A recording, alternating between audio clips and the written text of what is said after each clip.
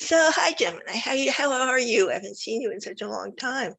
I'm doing all right, Arlan. It's really nice to Good. see your face. And I know it's Yeah. been way too long. It's because Yeah. we haven't been able to have these conferences. I know. So we're hoping, that we can go all be together in Tucson, which would be really nice.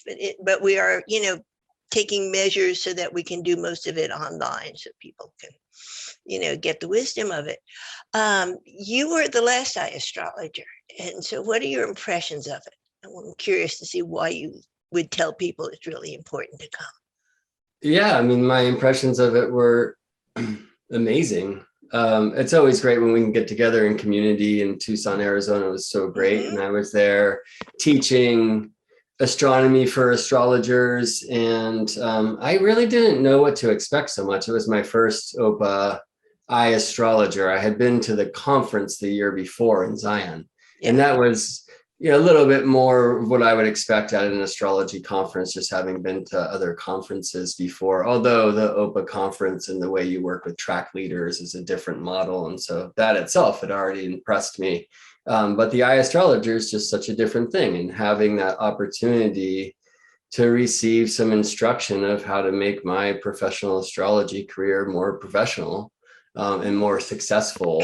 And it was really cool to hear, I don't know, some of the business ideas from people and some of the imaginative and creative ideas and some ideas around different resources we can utilize online or working on our writing, right? Which you Yeah. taught and Yeah. Julian taught when I was there. So Yes. yeah, my impressions were that it was great. And it was like a perfect size at that time too. Mm-hmm. Um, But you're going to be doing some online teaching, and you're going to be teaching things other than astronomy, which I think is really neat. yeah. And the first one is, now I know you're doing a PowerPoint, but first let me try to see. I get it. So that's the first one I'll teach. And The just before I PowerPoint, even like speak right about now. that, I think that it is genius that, a lot of Yeah. the organizations are being forced to respond to all of these lockdowns and whatnot. And Mm-hmm. it's cool to see how OPA has, and that we're actually going to be more I just put a accessible, right? Since right. there's an online portion now, and a really great online portion for iAstrologer. So, Yes. And um, as you can see, I'm fumbling right now, so I really need to take your course as to how to be able to do this easy. oh, gotcha. You see, now I got the slide up, There but you you go. can see, that it's terrific that you're going to be giving this course on, how to use PowerPoint and Keynote, which I don't know what Keynote is. Well, Keynote is Mac's version, like Ah, native version for PowerPoint. And so, yeah, I ah, mean, the idea was for folks who are not using PowerPoint, they're not going to be too interested in the PowerPoint class. And for folks who are not using Keynote, mm-hmm. the same would be true. And so I'm actually going to go Gemini and basically teach a class for the Mac users and a class for the PC users. You can use PowerPoint on Macintosh, but I've gone strictly with the Keynote program because I like a lot of its features, though some things are missing from PowerPoint. But in general, right, the teachings are the same. We're just talking about, how to build a presentation in many Yes. regards. And that in some ways will, I don't know, piggyback on my partner Anna's presentation for iAstrologer, because she'll be speaking about marketing and branding and things like, hey, Yeah. choose a font and stick with it, or a Right. couple of fonts. And so when I look at my old presentations, it's just like 17 different fonts, whatever mood in the day I was in when I built Mm-hmm. that particular slide. But I'm really excited to show some things of like animating slides and Mm. making it look a little bit more interesting, and more importantly, for things like the astronomical or for chart animation, when we're talking about moving celestial happenings, it can be a lot easier to convey that information when the images are moving too, rather than just looking at a static chart or something like that. And modern tech's allowing us to do this more and more easily. So we can definitely take it overboard I probably am more guilty of that than most. Mhm. But I think that having just some ideas about how we can put video clips in or things like Yes. that and spice up our presentations, because I mean, when we go and present at conferences like this, and especially given the way of the world right now and how much we're connecting online, having a good visual presentation can really boost careers and put people on the map. So that's the plan with That is with great. the And PowerPoint talk. I just learned something about Keynote. I'm on Mac. I've never even known about Keynote. So It's good. I'm Yeah, really it's looking really forward to good. this. This is Give it a terrific. try. I will, because I had to, I use Word, but that is great. And then I haven't, let's see if I can do, yes, here we go to this one. This is also extremely important that you're going to be giving this talk, on the 13th sign and signs and about the different constellations, because astrologers need to know this. Yeah, I mean, Yeah. so this whole Ophiuchus thing, which comes Yes. creeping around every half year or so. Mm-hmm. And, I think the astronomers who basically use kind of argument number one in their efforts to approve astrology Mm-hmm. fake is that the signs and the constellations don't align. Like Right. you think you're a Leo, you're not even a Leo, right? Right. But it's based upon their definition of what the zodiac is, not upon the old definition, or what I would say is the astrology definition, especially the tropical astrology definition. And most astrologers don't know this. Yeah. And so, I mean, that's been a thing that's so deep in my heart or in my career in general, is to help astrologers kind of retrieve the astronomical knowledge. You know better than most that I teach I the astronomy certification part for OPA's certification right. staff. I've taken it twice. Yeah, So I mean, I think that this talk is crucial. All of these talks, I mean, I would love to be at a conference fully devoted to addressing the arguments against astrology. Some of them are very valid. The one that I'm yes. looking at is kind of a straw man's argument, and I'm Yes. looking forward to just tearing it apart, frankly. Yes. And But yeah, I think that this is a really important thing that OPA does. And like the research base to confirm that what we're learning is a thing, right? yes. Before we Yes. just continue to teach or perpetuate parts of the system that might be broken or whatnot. So yeah, Mm-hmm. I'm very excited to participate and with these wonderful Yes. astrologers It's to going to share be. the stage. Yeah. So each class is going to be so exciting, and it's just helps giving us basic, working astrologers ammunition and saying what to say when we're come up against the people who doubt it, even though I've learned through the years not to pay attention to them. But Yeah, well, I but think still, that until you get, until you learn that, it's important what you're going to be saying and yeah, how to answer them. absolutely. And I think there's two sides of it. One, right, is like, well, just don't engage because it's Uh, just going to be a fight and that's awful. On another side, like I've actually been able to change a couple of NASA scientists' ideas around hmm, what we're doing by showing them that the zodiac yes, is actually a physical thing, you know? yeah, Um, I've been at like late night gatherings, one at Ursula Stockter's place, ah, our arm in Mexico, and I remember speaking to a young man who was a JPL scientist, and the conversation began very argumentative, and basically kind of ridiculing me or talking down to me. I mean, it wasn't so bad, but an hour later, I have a straw sticking out of an orange, talking about the Earth and the pole, and eventually he's like, "Oh, that's a thing."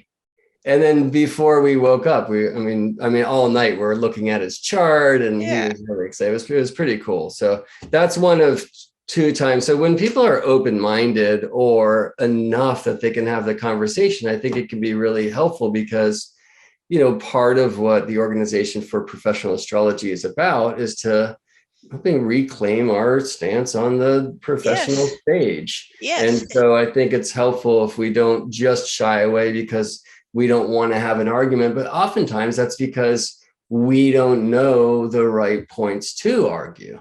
Right. And so that's the intent of this talk, and really in a lot of my work on that side of my work, which is just to help astrologers put their feet back on the ground and know the astronomy so that they can be aware of the points to make in this kind of Right. debate. And this is what you do so very, very well. And then in Tucson, it'll be exciting because you're going to take us outside at night again, which I remember how fabulous that was last time we were there. Yeah, and last Yeah. time was amazing. Remember that Yes. moon that we got to see, Yes. right? And we saw so many planets. This time we have, we're gathering around the Venus, Jupiter, Neptune triple conjunction. Obviously, Yeah. Neptune we're not going to see, but Venus and Jupiter, having those two bright benefics gather together is always such a treat. And what a beautiful energy to support a gathering. So Venus will Right. be very near her maximum elongation as a morning star, which is not the time where Venus is specifically brightest, although it's hard to tell the difference because she will be amazingly bright. But when she, on some in levels, is most visible. I need to stop there because it's actually more visible in the southern hemisphere, and I could go on Okay. and on about that. But Venus and Jupiter will be crazy visible. And then on the evening star side, and what I'll be taking people out to see after the sun sets, is Mercury is at maximum elongation during the event. So a lot of astrologers I know have never even seen Mercury in the sky with their eyes. I'm really excited to help people initiate themselves into a living visual conversation with Mercury. And what I want to tell everybody who's interested is coming to Tucson is it gets really cold up on that mountain at night. So you want to, you think, oh, I'm going to Arizona, it's going to be warm.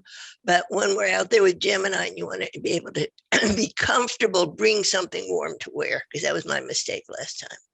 Yeah, I mean, we will work on learning how to see the midheaven and just different things that I always do when I'm out there with people and showing them North Star and talking about how the sky works. And yeah, it's just it's always such a treat to be out under the stars together with fellow seekers. And we'll also take time to receive the sky and listen and tune in to share what we're feeling until it gets too cold, and then run home and get warm at the hotel. Right. So you got to, and it looks like the talk you're giving before then will really set us up for for you taking us outside.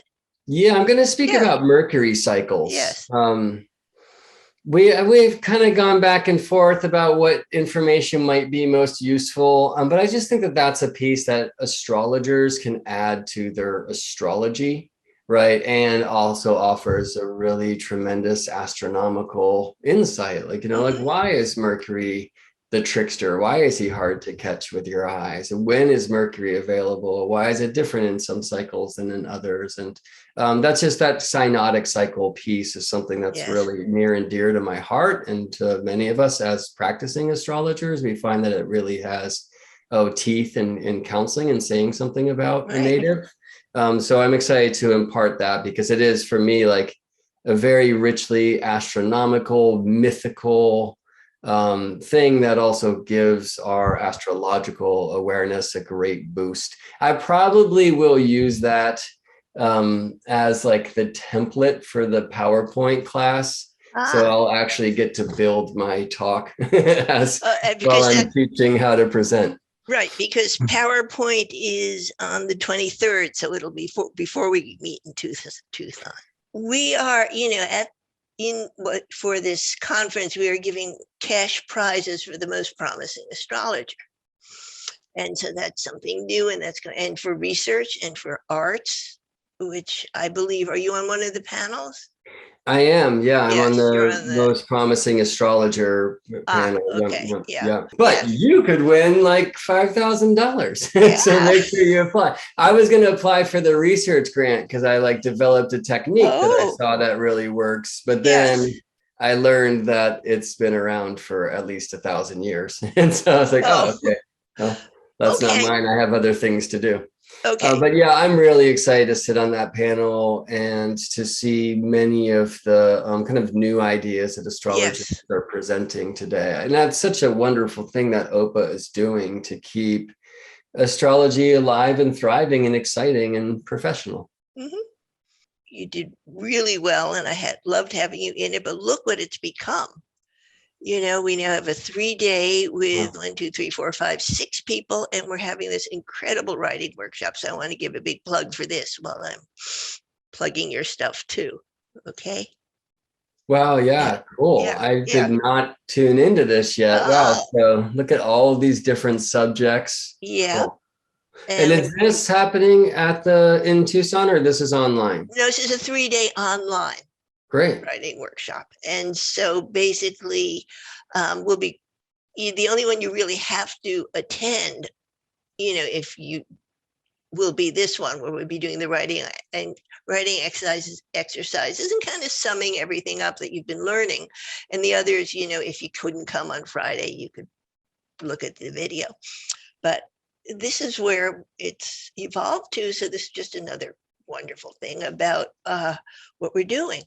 So do you have any last things to say about in regards to the writing workshop, that's just essential. Working with clients for me is like where my first joy is, and then teaching. But to get ourselves out there and to spread the word, and when we're making discoveries, to share them, right? Finding ways to do that is really central to any, science. And this is why doctors have conferences and engineers have conferences, right? Like, not only to meet and greet and share space with one another, but also to actually advance the paradigms. And I think OPA has been very much I don't know, it's been all about that since its origins, and it's so amazing to see how it's growing, even just in the few years since I've been involved. So it really is an honor to be invited and to share. And it's my first time giving a PowerPoint on PowerPoint, which is like, that's a fun thing that just feels so playfully Gemini. And I think, hopefully people are going to be able to come to Arizona.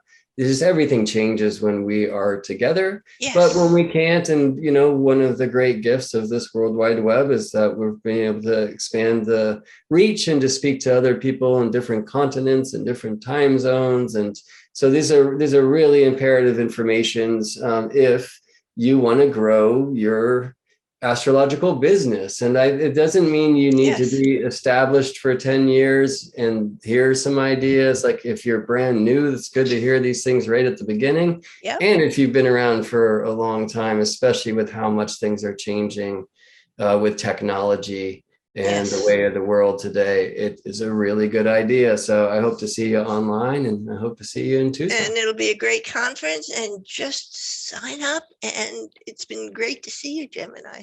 Nice to see you, Arlan. Really fun to feel your lovely heart. Yes. Thanks for spending some time. Okay, and thank you. Bye-bye. Bye.